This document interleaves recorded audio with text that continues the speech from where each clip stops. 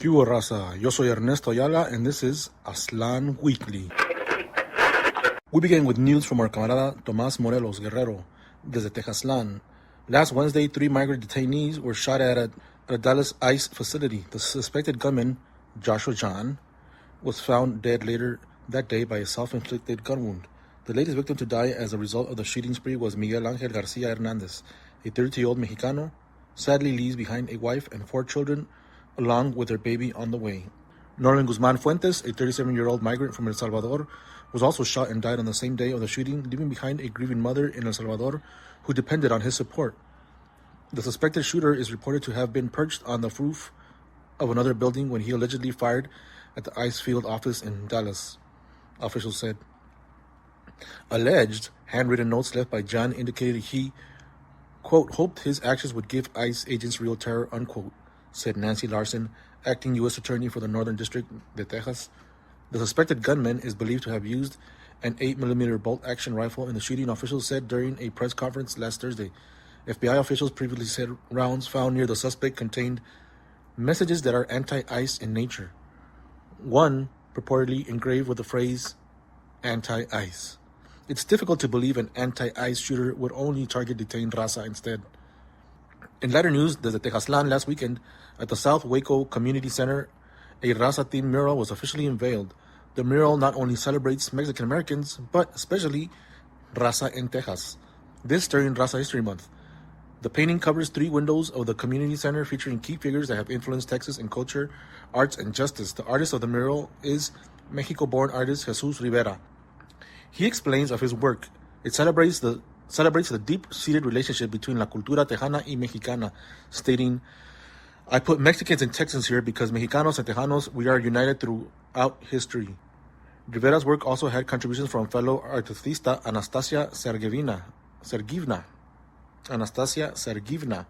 who also came from Mexico. The mural is located at the South Waco Community Center, 2815 Spate Avenue, Waco, Texas, 76711.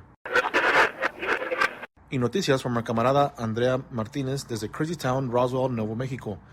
En la semana pasada, last week, New Mexico's governor announced the commercial fusion energy company. Pacific Fusion will create a $1 billion research and manufacturing campus to position the state at the forefront of fusion energy innovation. The facility will be located in Burque, Albuquerque, and will focus on building a demonstration system designed to achieve net energy gain by 2030, while leveraging New Mexico's existing strengths in clean energy, physics, research, and proximity to national labs. One primary way this will affect the local community, especially our raza en el estado de Nuevo Mexico, is that this effort is expected to produce hundreds of jobs, including part-time and full-time, especially in the area of construction. Our camarada Andrea also reports, according to a source in New Mexico, se aparece que hay un spike or surge in drug overdoses in northern New Mexico counties, including Taos, Santa Fe, and Rio Arriba, with fentanyl believed to be the main drug culprit. The state's Department of Health, the Health Department of Nuevo Mexico, issued warnings regarding substance abuse to the public.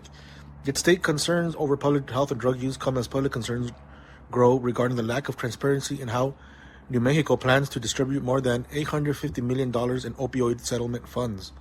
According to the opioid settlement tracker, New Mexico hasn't provided much information as to how those funds will be allocated. Now, noticias from our camarada Chista Garcilaso desde Arizona Slan, Arizona. In Arizona's 7th District, Chicana Adelita Grijalva won the September special election last week. She succeeds her late father, Congressman Raul Grijalva. Adelita will be the first Chicana in Congress. In spite of this monumental accomplishment, House Speaker Mike Johnson is delaying the process, saying he is waiting for Arizona's official certification on October 14th. Critics argue the delay is political since Grijalva's vote could give Democrats the decision signature needed for a House petition to release the infamous Epstein files. Release the files. Our camarada Chista also reports, over the summer, Maricopa County, Arizona officials seized and threw away over 7,000 pounds of beef and other meats from unlicensed street food vendors after inspections claimed the products were unsafe. Between May and July, environmental services officers responded to over 100 complaints, carrying out 55 separate seizures in an effort they say was necessary to protect the public from foodborne illnesses. County leaders insist the crackdown was about consumer safety, but critics argue the actions were heavy-handed, leaving little room for compliance or reform. The vendor sweep hit small vendors the hardest as they rely heavily on street sales to make a living. And now, noticias from our camarada Roberto Ramirez desde Colorazlan. En la semana pasada, last week, two 13-year-old chavalitos, Diego Rubio and David Murguia of Denver, were killed in a crash Thursday night on I-25 near Orchard Road in Greenwood Village. The crash happened around 7 p.m. and left 4 others injured. Los chamacos were on their way to soccer practice with Rio Colorado. Their team, families, and community are grieving deeply. A GoFundMe has been started to help cover funeral costs and support their family. To support, visit the GoFundMe webpage and search in memory Diego and David. Our camarada Roberto also provides this Denver community update. Deputy Sheriff Abdirahman Ahmed has been arrested on charge of false imprisonment, misconduct, and sexual contact without consent. Although the Sheriff's Department has officially stated this happened while he was off duty, community members are keeping a stern eye on the case, as law enforcement officers also carry out official law enforcement activity, such as arrest even when off duty. And news desde Nevada-Slan. Last week, the Nevada Independent Reporter reported Raza community members in southern Nevada are sounding the alarm about heat impacts on their health and on their children. In late September, Ecomadres, an organization raising awareness on the impact of heat and pollution on communities of color, held a summit at the offices of the Progressive Advocacy Group Make the Road Nevada. Major points of discussion included extreme heat and pollution-related illnesses, high utility bills, and how climate change impacts Raza communities, along with other communities of color. According to the Nevada Independent pediatrician and author of the book, The Air They Breathe, Dr. Deborah Hendrickson said, studies show the exacerbation of pollution disproportionately impacts minorities, quote-unquote minorities. La doctora and author also shared temperatures are 20 degrees hotter in lower-income neighborhoods in the late afternoon because of sparser tree canopy and more urban infrastructure like paved roads and parking lots. Nevada Ecomadres members like Carla Banderas and her mother, Ana Jacqueline, also shared. Although they both worked 2 jobs to support 5 children, they could not keep up with surging electric bills. As Nevada Energy cut off their power and later served them with a massive electric bill, Banderas stated, "It's hard and also just heartbreaking. Even if I work really hard, I can't pay." Field organizer for Ecomadres, Mary Wagner, also shared, "As I started doing my work, I found that we all have the same story. The environment can impact health, and that can easily become a pocketbook issue for people in my community." She explained her son has asthma, and in the summer, he has more respiratory issues. And news from our camarada Hashid Quintos Navarro. Desde Centro Califas last week, the 25th annual Guelaguetza celebration was held at Fresno City College to highlight the traditions and culture of the Oaxacan community. The event included folkloric dances, live music, and traditional Oaxaca food. It was organized by the Binational Center for the Development of Oaxacan Indigenous Communities, whose mission is to promote indigenous culture. Organizers emphasized that Oaxaca itself is home to 16 different indigenous languages, including Mixtec, Zapotec, and Triqui, all of which have representation in Fresno Califas. The annual Guelaguetza Festival began in Fresno in 1999 with the goal of preserving and spreading Oaxacan cultural heritage. And more news from Central Califas. As La Migra presence grows in the community of Madera County, the Faith in the Valley Watch organization urges community members to report their presence in order to alert the people. Tips can be reported to the following number by call or text: 559-206-0151, 559-206-0151. Faith in the Valley also offers accompaniment to migrants with court appearances, ISAP check-ins, and other mandatory immigration office appointments. The organization also offers their accompaniment services to those in fear of going on outings. For information, call or text 559-206-0151. You can also visit their webpage at faithinthevalley.org. And now, eventos en Aztlán. From our camarada Joe González desde Califas, La Resistencia Brown Berets Nacional y la Mesa Nacional de los Brown Berets, in conjunction with the North American School for Organizers and the Second Rainbow Coalition, invite you to join La Clecha Fireside Chats.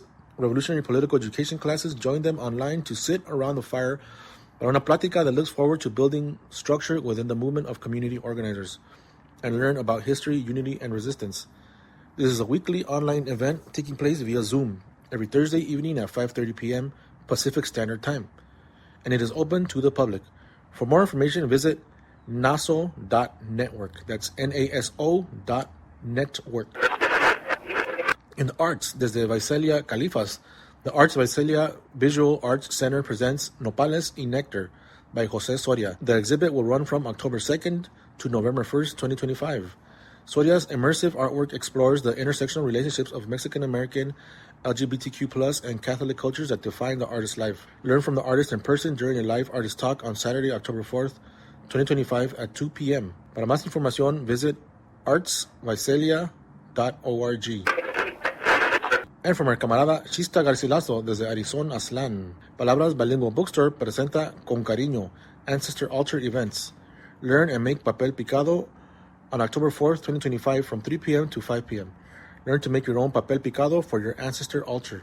This workshop is part of our Con Cariño Dia de los Muertos Ancestor Altar events happening this October. Seats are limited. For more information, visit palabrasbookstore.com.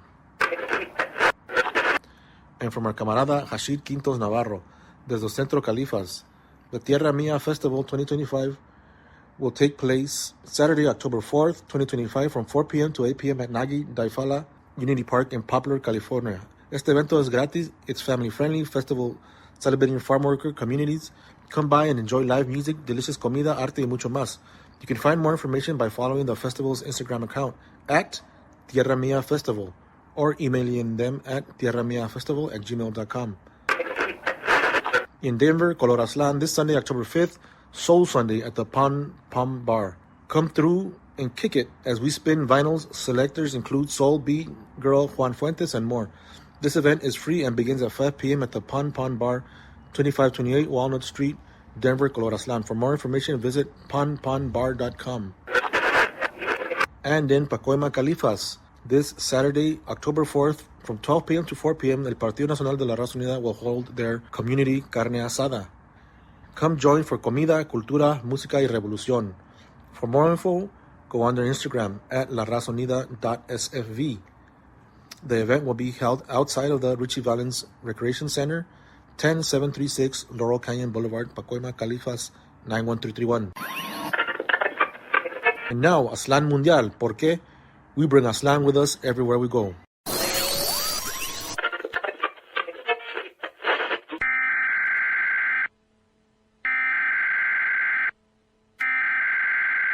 We interrupt this program for a special news bulletin. I'm Scott Russell Duncan, Chicano writer and editor with the widest name. This is a special report for Aztlán Weekly. Join me this next month, Heart of Whiteness, looking for Mexican food, cultura, and Mexicans themselves. I'll be finding raza and asking them, what's life like? What the are you doing here? And the real question, LA tacos, San Antonio tacos, or London tacos? I'm Scott Russell Duncan, Chicano writer and editor with the widest name. Here with fellow Pocho, Colton Kuka Campbell. Hello.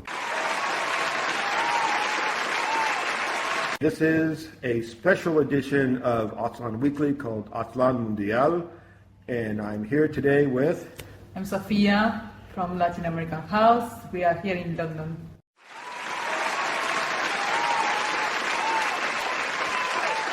And we're going to ask Sophia what she thinks of various things, what life's like in London here, and I guess that's the first question.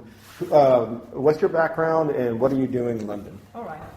So I'm from Uruguay, one of the tiniest countries in the region.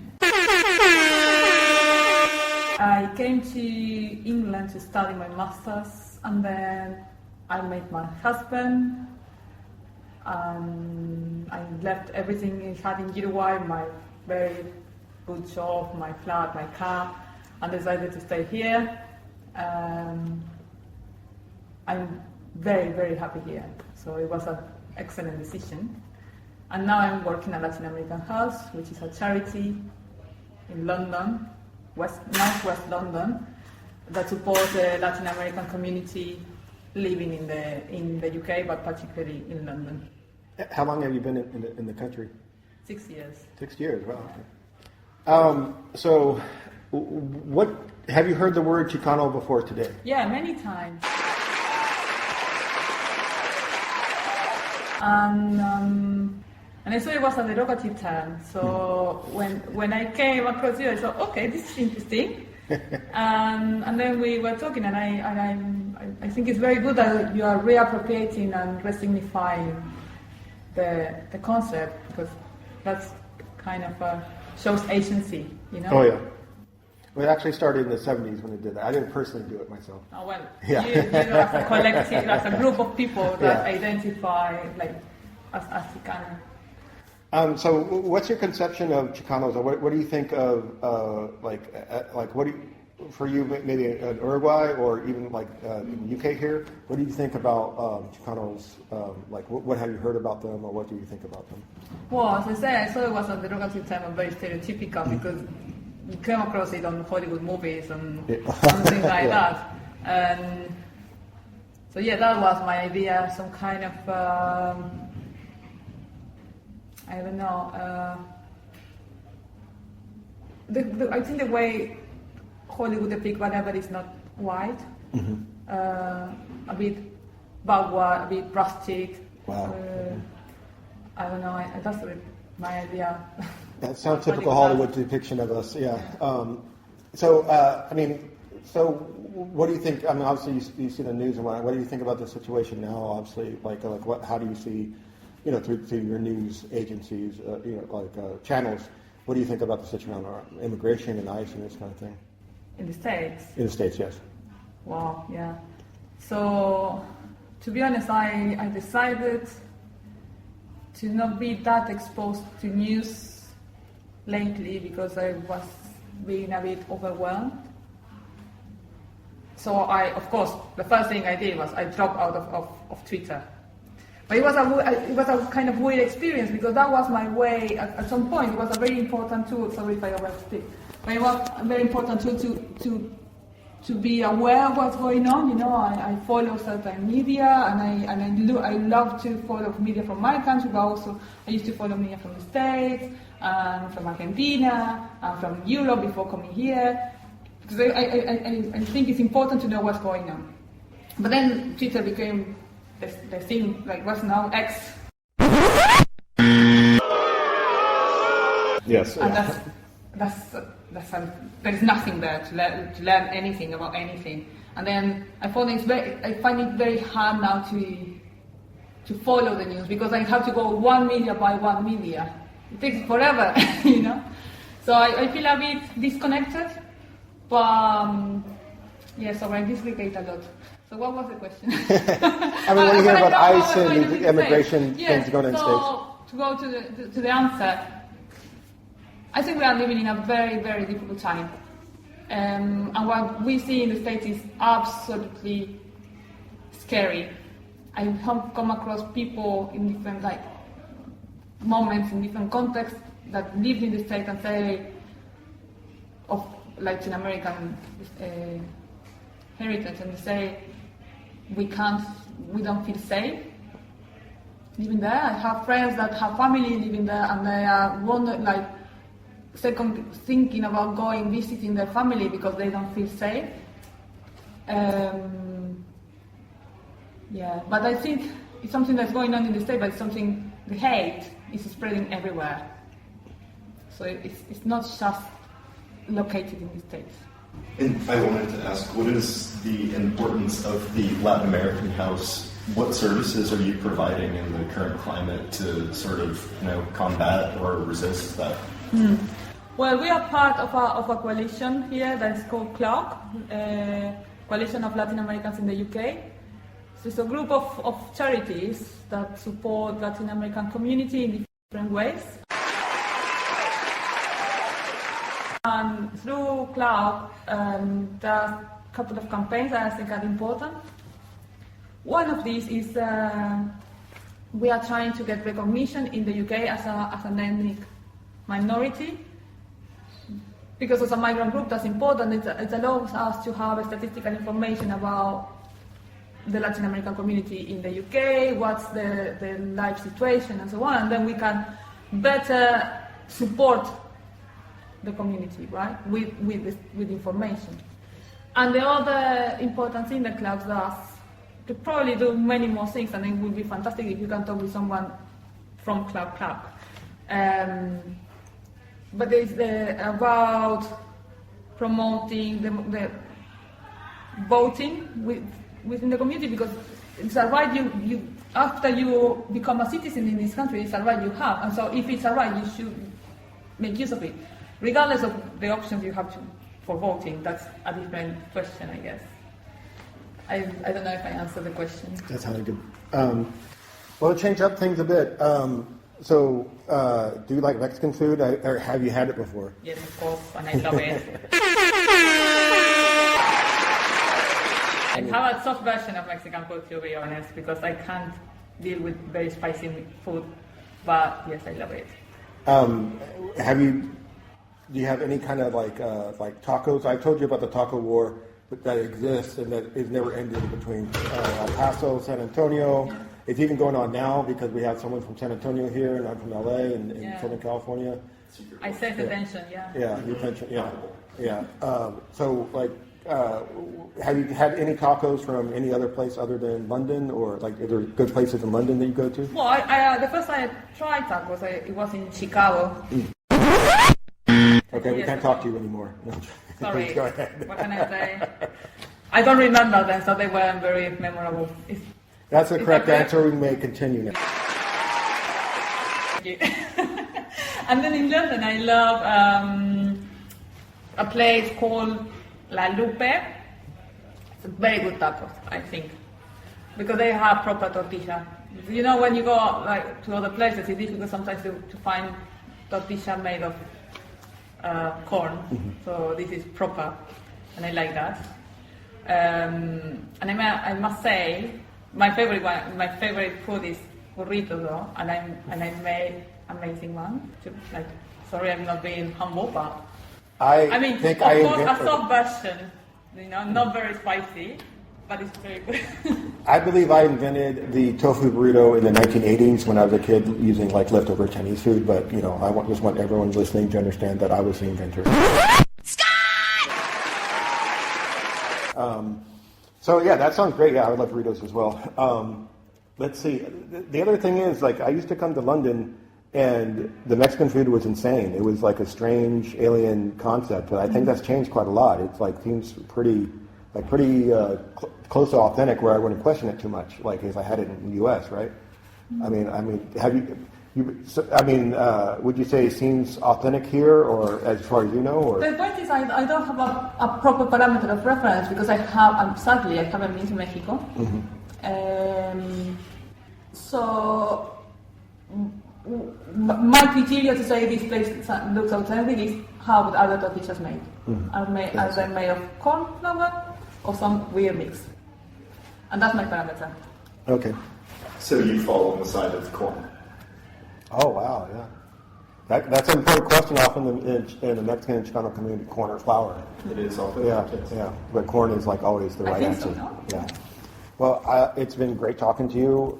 Thanks to you, and Sophia, and to you, Colton. This has been Scott Russell Duncan for Aztlán Weekly, the special report, Aztlán Mundial. See you guys next time. And now we return you to our regular scheduled program. And now Aztlán Weekly presenta Palabra.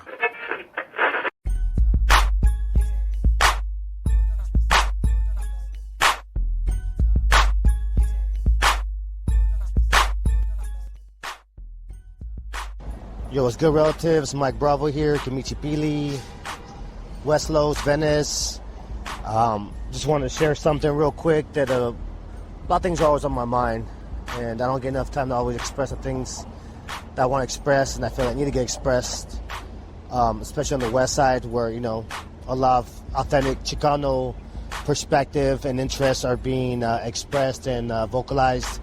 But anyways, this is speaking on the Charlie Kirk Memorial, in particular the Stephen Miller speech, where he's talking about you build nothing, you are nothing, etc. You all saw that pretty nasty, vile, fucking reptilian garbage stuff, So, as a quick note to start off, that's straight out of a Nazi playbook, Nazi propaganda. You can look it up.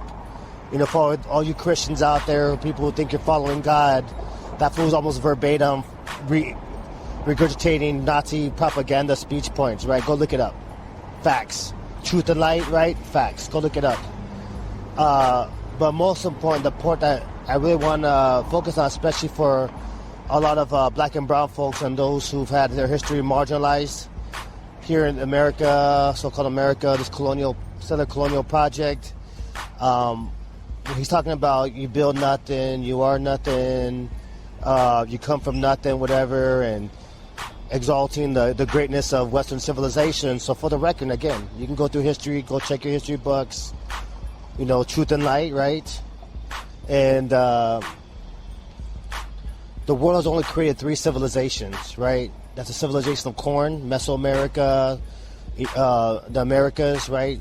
Emanating from Central America, Mexico area, right? The civilization of rice, right? Which is in Asia, right? And the civilization of wheat, which is Sumeria, Africa, Middle East area right there too. Those are the only 3 civilizations that the world has created, right? Everything, again, this is not to exalt or be hierarchical and to be those things that we despise, right? This linear, hierarchical way of thinking, right? Or putting others below us.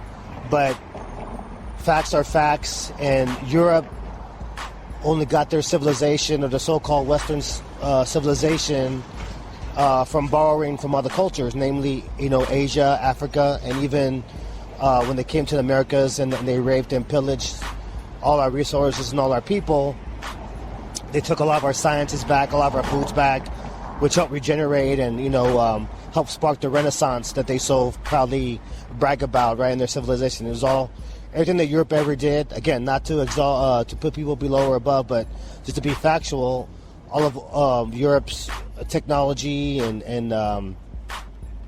advancements came from what they borrowed from everywhere else in the world, in Asia and Africa and so-called Americas, Turtle Island, Eagle and Condor nations, right? So that's just fact. Go look it up. Go do your history. Again, there's another reason why it's so important to really, especially for black and brown people, to know the history. Because otherwise you start thinking that other people are better than you because you don't have history and your history is not shared with you, when all along your history and your civilization, your people and your culture that's marginalized and condemned in society are the ones who help build this whole world, So anyways, just a quick blurb. Make sure you're studying your history authentically and diligently, and that's it. Peace.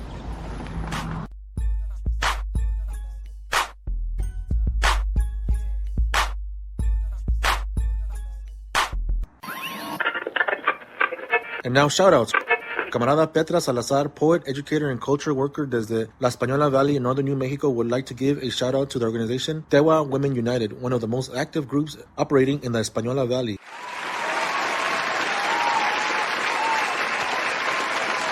An organization growing in beloved community since 1989, braiding environmental, reproductive, and gender justice in the Tewa homelands of northern New Mexico. For more information, visit the website tewawomenunited.org. And once again, our camarada Veronica Aliel would like to give a special shout out to all Raza who are in any way contributing to the building locally in their communities. And an invite to join El Partido Nacional de la Raza Unida to build national political power. If interested, visit razaunidaparty.org. That's razaunidaparty.org. Y también a special shout out to Mike Bravo for sharing sus palabras, thoughts, and dropping knowledge for our Palabra segment.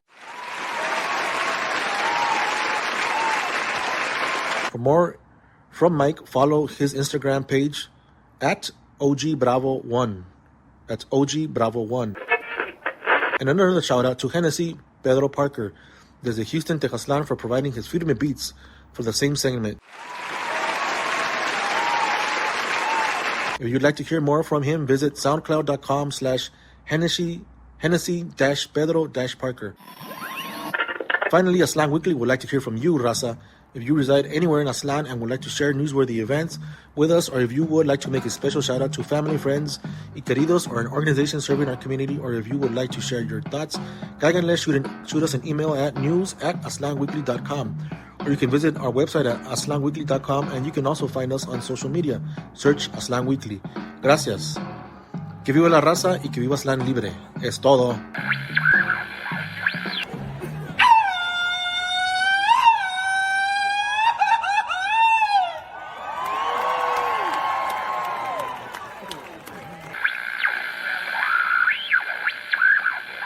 The 31 minutes Coordinated Universal Time.